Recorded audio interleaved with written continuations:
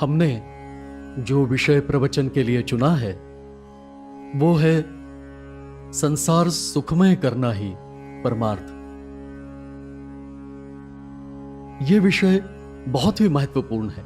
इसका कारण यह है कि जीवन की दृष्टि से संसार बहुत महत्वपूर्ण होता है और उसे जब हम सुखमय करते हैं तब जो निर्माण होता है उसे परमार्थ कहते हैं। गणित की भाषा में कहें तो संसार प्लस सुख इक्वल टू परमार्थ। तो इस प्रकार परमार्थ को यदि हमें साध्य और सिद्ध करना हो तो संसार को सुखमय करना होगा। और इस संसार शब्द का अर्थ मैंने पिछले प्रवचन में बताया था कि संसार यानी जीवन जीना, इसे संसार कहते हैं। अब कुछ लोग संसार की अलग अलग व्याख्याएं करते हैं कि स्रू सर टू मूव यानी संसार, यानी जो सरकते सरकते सरकते आगे बढ़ते हुए चलते रहता है उसे संसार ऐसा कहा गया है। और इसलिए यह जो विश्व है इस विश्व को भी संसार कहा गया है। इस विश्व को भी संसार कहा गया है। उसका कारण क्या है कि यह जो विश्व है वो निरंतर बदलता रहता है, वो निरंतर बदलता रहता है, वो नित्य परिवर्तित होता है, इसलिए उसे संसार कहा गया है। हमारा शरीर को भी संसार कहते हैं क्योंकि शरीर भी निरंतर बदलता रहता है। एक एक सेकंड में, एक एक मिनट में हमारा जो शरीर है वो शरीर बदलता रहता है, ऐसा विज्ञान कहता है। और इसलिए शरीर को भी संसार कहा गया है। हमारा यह जो मन है वो मन भी नित्य बदलते रहता है विचारों के रूप में। मन भी हमेशा बदलते रहता है, इसलिए उसे यानी मन को संसार कहा गया है। संक्षेप में ये जो संसार, ये जो शब्द है उसका उपयोग अनेक अर्थों में किया गया है, परंतु उसका जो उचित अर्थ है वो है जीवन जीना यानी संसार, लिविंग लाइफ यानी संसार। और इसलिए जिस समय हम जीवन जीते हैं उस समय जीवन जीते हुए हम कुछ कर रहे होते हैं। ध्यान में लीजिए, हम जीवन जीते यानी क्या करते हैं? हम जीवन जीते हैं उसका यह अर्थ है कि जीवन भर हम कुछ न कुछ करते रहते हैं। यानी जैसे हम जागृति में करते ही रहते हैं, सोते हुए भी हम करते ही रहते हैं और सोने के बाद भी हम करते ही हैं।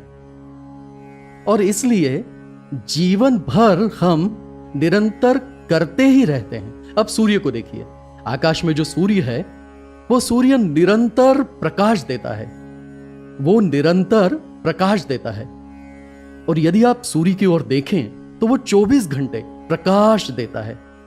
वैसे ही हमारा जो जीवन है उस जीवन में हम जीवन में 24 घंटे 365 दिन निरंतर कुछ न कुछ करते रहते हैं। और इसलिए जीवन जीना यानी जीवन में हमें कुछ तो करते रहना यानी संसार। अब मजे की बात यह है कि हम नींद में, जागृति में करते हैं, उसकी भी हम सभी को जानकारी है, उसके बारे में कुछ विशेष बातें बताने की जरूरत नहीं। परंतु सोते समय भी हम कर ही रहे होते हैं। हम सपने देखते हैं, हमारी सपने में हमारी बहुत सी हलचल होती है, वो सब हम कर ही रहे होते हैं। सपने में हम देखते हैं, सपने में हम सुनते हैं, सपने में हम बोलते हैं, सपने में हम हजारों बातें करते हैं।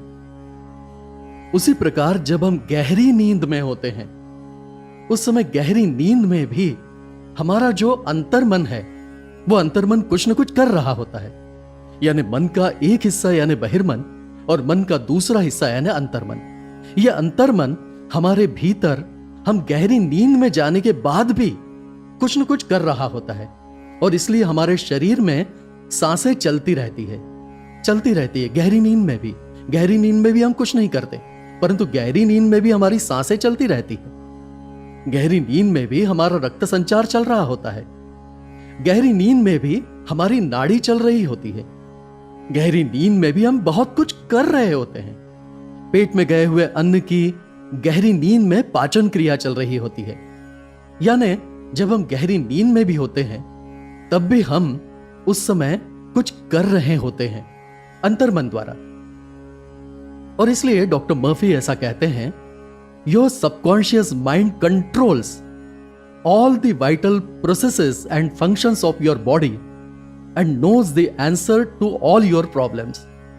यानी आपके भीतर के वाइटल प्रोसेसेस और फंक्शंस, यानी लीवर, पैनक्रियाज वगैरह वगैरह, हृदय, पेट, पीठ, कमर, विभिन्न प्रकार के जो अंग हमारे शरीर में हैं, अंदर और बाहर, उन सभी का फंक्शनिंग अंतर्मन द्वारा गहरी नींद में भी चल रहा होता है।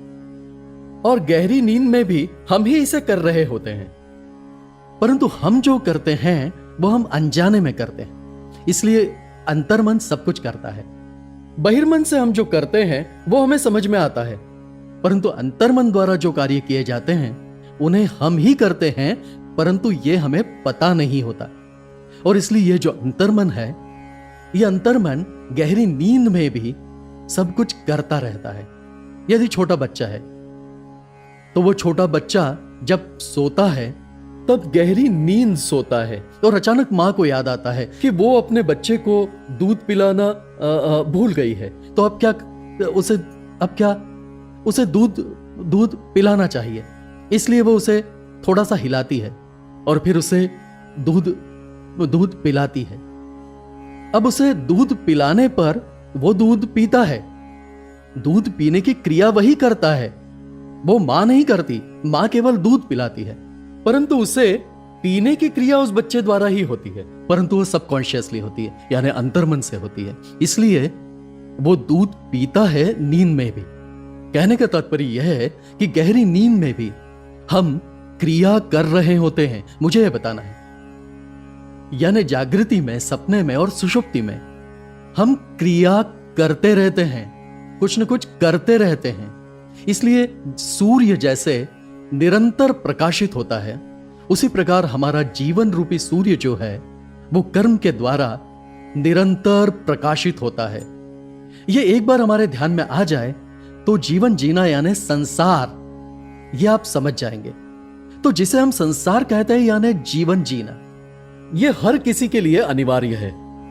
जरी झाला सन्यासी तरी 12 वाजता तोंडवासी, ऐसा कहा गया है कि यदि सन्यास भी ले लिया तब भी उसे संसार से मुक्ति नहीं और संसार छूटता नहीं, क्योंकि यदि उसने घर भी छोड़ दिया तो उसे आश्रम बांधना पड़ता है, उसे झोपड़ी बांधनी पड़ती है, उसे गुफा में आसरा लेना पड़ता है, उसे जंगल में आसरा लेना पड़ता है। यानी वो घर छोड़ देगा परंतु कहीं और आसरा लेगा। अब घर की 4 दीवारों में रहे या गुफा में रहे, अर्थ एक ही है, आसरा लिया। और इसलिए घर छोड़ भी दिया तो वो छूटता नहीं। घर यदि छोड़ भी दिया तो भी पेट छूटता नहीं, और इसलिए वो कहीं भी जाए, सन्यास लिया, बैरागी हो गया, साधु हो गया, तब भी पेट नहीं छूटता, और पेट के लिए कहीं भी जाकर भिक्षा मांगनी पड़ती है, या फिर कोई भिक्षा ला कर देगा उसकी प्रतीक्षा करनी पड़ती है। मेरे कहने का तात्पर्य यह है कि आप किसी भी अवस्था में संसार छोड़ नहीं सकते। तो सन्यास लेकर आपने क्या पाया?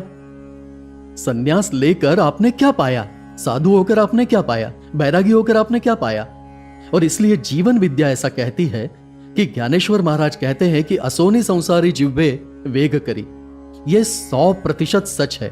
और इसलिए संसार में रहकर तुम परमार्थ करो, संसार में रहकर तुम ईश्वर की प्राप्ति करो, संसार में रहकर तुम सुखी हो जाओ, संसार में रहकर सब कुछ करो।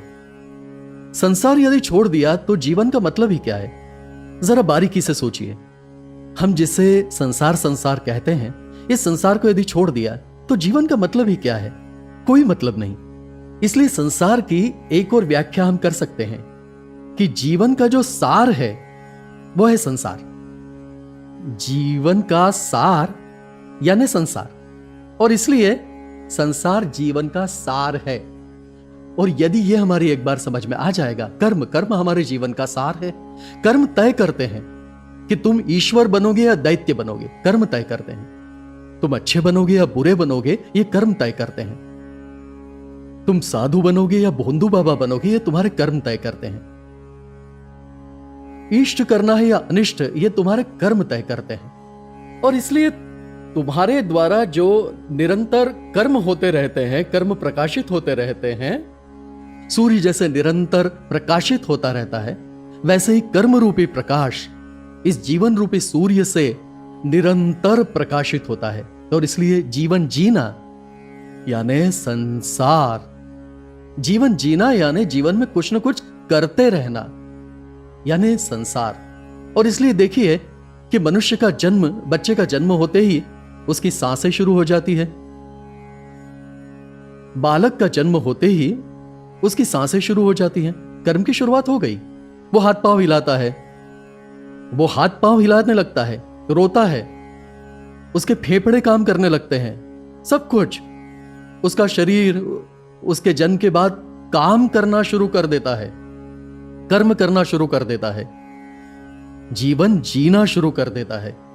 और इसलिए जीवन विद्या ऐसा कहती है कि जीवन जीना यानी संसार, इस संसार को सुखमय करना है या दुखमय, यह तुम्हारे हाथ में है।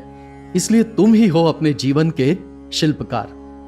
अब मजे की बात यह है कि संसार को सुखमय करना हमारा दायित्व है क्या? ऐसा प्रश्न जब निर्माण होता है तब वो अन्य किसका दायित्व हो सकता है? ये हमारा ही दायित्व है। मजे की बात यह है कि सब कुछ हमारे ही पास है। हम कहते हैं ऊपर वाला, वो ऊपर वाला, ऐसा हम कहते हैं। सब कुछ कौन करता है? ऊपर वाला। सब कुछ करने वाला कौन है? ऊपर वाला। ये जो हम कहते हैं कि कर्ता और करने वाला, ये ऊपर वाला है। ये जो हम कहते हैं ना, ये मूलतः गलत है। कर्ता भी तुम और करवाने वाले भी तुम, ये तुम्हें प्रथम ध्यान में रखना है। आप कहेंगे ऐसा क्यों कह रहे हो वामन राव? मैं बताता हूं आपको। वो जो है और तुम जो हो, ये दो नहीं, ये पहले ध्यान में रखना है। हम क्या करते हैं, वो कहते हैं और स्वयं मुक्त हो जाते हैं, समझे? वही सब करता है, करवाने वाला वो है, तो ये जो चाहे वो करके फिर मुक्त हो जाता है।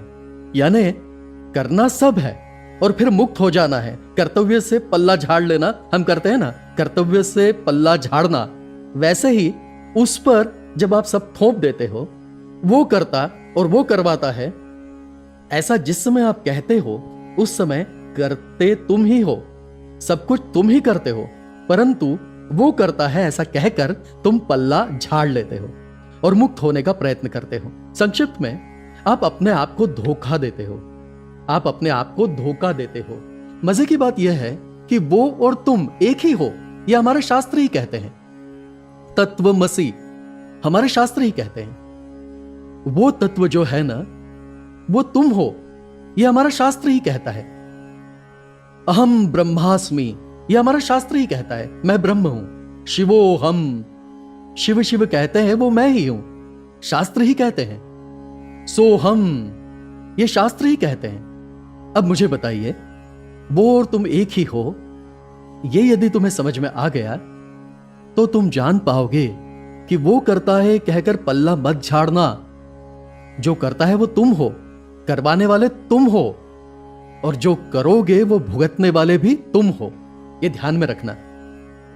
ज्ञानेश्वर महाराज ने एक बात बहुत सुंदर कही है कि शरणागति किसे कहते हैं। उसका अर्थ अनन्यश्चिंतयन्तो माम वैसा नहीं, सर्वधर्मान परित्यज्य मामैकम शरणं व्रज अहम त्वाम सर्व पापेभ्यो मोक्षयिष्यामि मा शुचः, ऐसा भगवद गीता में एक स्थान पर श्री कृष्ण कहते हैं। अब उस जगह सर्वधर्मान परित्यज्य मामेकम शरणं व्रज ऐसा कहा गया है। ऐसा सर्वधर्म जो कहा गया है, वे सभी धर्म, यानी हम क्या उस समय धर्म थे ही कहां? सर्वधर्म कहें तो उस समय धर्म थे ही कहां? उस समय इस्लाम नहीं था, ख्रिस्ती धर्म नहीं था, उस समय अन्य कोई भी धर्म नहीं थे, था तो केवल वैदिक धर्म। तो कहने का तात्पर्य यह है कि भगवान कहते हैं कि सभी धर्मों का त्याग करो और मेरी शरण में आओ। ऐसा जिस समय भगवान कहते हैं उस समय शरण में आओ, यानी क्या? इसका अर्थ श्री ज्ञानेश्वर महाराज ने बहुत सुंदर बताया है ज्ञानेश्वरी में। वह ऐसा कहते हैं, पै आपुलेनि भेदे विण जाणीजे जे माझे एकपण तयाचे नाव शरण मज येणे गा। कितनी सुंदर बात कही है कि पै आपुलेनि भेदे विण जाणीजे जे माझे एकपण, अर्थात तुम और मैं एक ही हूं, यह जान लेना, इसे शरणागति कहते हैं। इसे भक्ति कहते हैं, इसे उपासना कहते हैं, इसे योग कहते हैं, इसे सब कुछ कहते हैं। और इसलिए ये जो कहा गया है कि वो और तुम एक ही हो, और इसलिए ऊपर वाला वो है ऐसा कहकर पल्ला मत झाड़ना। सब कुछ करने वाले तुम हो और करवाने वाले भी तुम ही हो, और जो कुछ भुगतना है अच्छा या बुरा वो भी तुम्हें ही। ये एक बार समझ लिया तो जीवन विद्या कहती है वो तुम्हारी समझ में आएगा। तुम ही हो अपने जीवन के शिल्पकार। यह मैं क्यों कह रहा हूं? क्योंकि लोगों में जो संभ्रम हो गया है, लोगों में जो गलतफहमियां हुई है संसार के बारे में, परमार्थ के बारे में, साधु बनना, बैरागी बनना, सन्यास लेना, इन सभी बातों के विषय में आज हमारे मन में बहुत ज्यादा गलतफहमियां निर्माण हुई है कि साधु बनना, बैरागी बनना, स्वामी बनना, सन्यासी बनना बहुत महान कार्य है।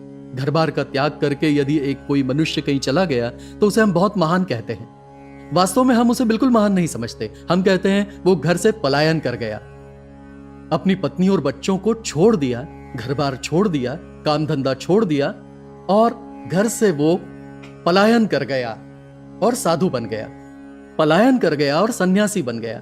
और इसलिए जीवन विद्या को यह अमान्य है पलायनवाद। किसी प्रकार के पलायनवाद को जीवन विद्या मान्य नहीं करती। जन्म मृत्यु से मुक्ति यानी मोक्ष पलायनवाद है। जन्म मृत्यु से मुक्ति यानी मोक्ष, यह जो कल्पना हमारे यहां बताई गई है यह अत्यंत गलत कल्पना है। केवल गलत ही नहीं बल्कि यह बहुत घातक और जीवन के लिए बाधक ऐसी कल्पना है। और इसलिए आज लोग जन्म मृत्यु से मुक्ति पाने की प्रतीक्षा करते हैं। अजी जन्म तुम्हें मिला है, मृत्यु तक तुम्हें जीना है, जीवन जीना है, तुम्हें संसार में जीना है, तो उसे सही ढंग से जियो ना, उसे सफल बनाओ ना, उसे समृद्ध बनाओ ना, उसे सुखमय बनाओ ना, उसे आनंदित बनाओ ना।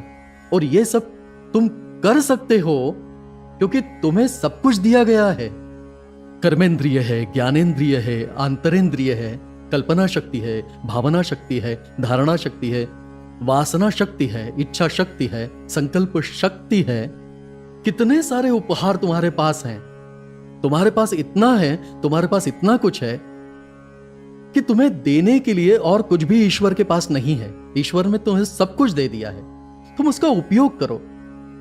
तुम यदि उसका उपयोग नहीं करोगे तो वह सब तुम्हें देने का कोई मतलब नहीं। या यह कहो कि तुम्हारे पास सब होकर भी तुम भिखारी हो। मजे की बात यह है कि ईश्वर ने क्या कम दिया है। तुम्हें दिया हुआ हर एक अंग इतना मूल्यवान है कि यदि तुमने करोड़ों रुपए खर्च किए तब भी तुम्हें ये आंख जैसी मिली है वैसी नहीं मिल पाएगी। लाखों रुपए खर्च करके भी ये जो कान जैसा है वैसा तुम्हें नहीं मिल सकता। करोड़ों रुपए खर्च करने पर भी ऐसी जीभ तुम्हें नहीं मिल सकती। तुमने यदि हजारों रुपए भी खर्च किए तब भी तुम्हें इस शरीर का जो एक एक अंग है वो नहीं मिल सकता। इतना मूल्यवान है यह शरीर, तुम्हें परमेश्वर ने दिया। और उस शरीर के जन्म के बाद यदि तुम कहने लगे कि जन्म दुखम, जरा दुखम, नित्यम दुखम, पुनः पुनः, ऐसे तुम रोते रहे तो रोते ही रह जाओगे और तुम्हें कभी भी सफलता प्राप्त नहीं होगी। तुम्हारे जीवन में कभी भी समृद्धि नहीं आएगी, जीवन में कभी भी तुम सुखी नहीं हो पाओगे। और इसलिए जीवन विद्या ऐसा कहती है कि संसार बुरा नहीं है। आप चाहे किसी भी दृष्टि से यदि देखो संसार बुरा नहीं है। आप किसी भी दृष्टि से देखो, विश्व रूप में देखो संसार, वो भी बुरा नहीं है। विश्व क्या बुरा है? शरीर, संसार बुरा है। मन, संसार बुरा है। संकल्प, संसार बुरा है। विचार निरंतर बदलते रहते हैं इसलिए संसार बुरा है। बुरा कुछ भी नहीं है, सब कुछ अच्छा है। बुरा यदि कुछ है, बुराई जो है वो तुम्हारे भीतर है, उसे तुम दूर करो और उसके स्थान पर अच्छाई की प्रस्थापना करो तो सब कुछ अच्छा होगा। मजे की बात यह है कि हमें यह समझ में नहीं आता और हमें ऐसा लगता है कि सब कुछ जो है वो सब दुखमय है। संसार दुःखमूळ, सोहीकडे इंगळ, विश्रांती नाही कोठे, रात्रंदिवस तळमळ, ऐसा जो हम कहते हैं वो संसार दुख की जड़ नहीं। संसार दुख की जड़ नहीं है तो संसार इसे सुखमय करना या दुखमय करना केवल तुम्हारे हाथों में है, ये ध्यान में रखना। और इसलिए संसार को दोष देते रहना यानी सांप सांप कहकर जमीन पीटने जैसा है। सांप सांप कहकर जमीन पीटने जैसा है। संसार को तुम क्यों फटकारते हो? संसार ने क्या बिगाड़ा है तुम्हारा? और इसलिए जिसे पीटना चाहिए उसे तुम थपथपाते रहते हो। जिसे पीटना चाहिए उसे तुम थपथपाते रहते हो, और जिसे थपथपाना चाहिए उसे तुम पीटते रहते हो। तुम सोचोगे मैं क्या कह रहा हूं, बताता हूं आपको। हमारे भीतर जो अहंकार है ना, उस अहंकार को हम थपथपाते हैं, दुलारते हैं, उस अहंकार को दुलारते हैं। और ये जो शरीर, ये जो संसार, ये जो जीवन है, उसे बुरा मानकर हम फटकारते हैं। बुरा क्या है? बुरा संसार नहीं है, बुरा है अहंकार। ध्यान में लीजिए, बुराई में किसमें है ये हमें ध्यान में रखना चाहिए। ये जो हमारे भीतर का अहंकार है, वो अहंकार, आज देखिए संसार में अहंकार बाधा डालता है। आप ऑफिस में जाओ, वहां अहंकार बाधा डालता है। तुम किसी भी संस्था में जाओ, वहां अहंकार बाधा डालता है। तुम किसी भी पक्ष में जाओ, वहां अहंकार बाधा डालता है। तुम किसी भी मंत्रिमंडल में जाओ, वहां अहंकार बाधा डालता है। आप कहीं भी जाओ, आपकी समझ में आएगा कि सारे दुखों की जो जड़ है वो अहंकार है। अहंकार सभी दुखों की जड़ है, संसार दुख की जड़ नहीं है। यह हमें समझ में आना चाहिए। यह हमें ध्यान में ही नहीं आता और हम सांप सांप कहकर जमीन पीटते रहते हैं। वैसे ही बुरा बुरा कह के हम संसार को फटकारते हैं। वास्तव में फटकारना चाहिए अहंकार को। अब अहंकार यानी क्या? अहंकार का रूप क्या है? अहंकार का स्वरूप क्या है? अहंकार क्यों निर्माण होता है? अहंकार निर्माण किस प्रकार से होता है? अहंकार निर्माण कहां से होता है? ये सारा विषय कितना महत्वपूर्ण है। और यदि हमें इस विषय में कुछ जानना हो तो कितने ही प्रवचन करने होंगे। और इसलिए मैं आपसे मिलूंगा। संसार को सुखमय कैसे करना है, ये सिखाने के लिए। हे ईश्वर, सबको सन्मति दे, आरोग्य दे, सबको सुख दे, आनंद और ऐश्वर्य दे। सबका भला कर, कल्याण कर, रक्षण कर, और तेरा मीठा नाम मुख में निरंतर रहने दे।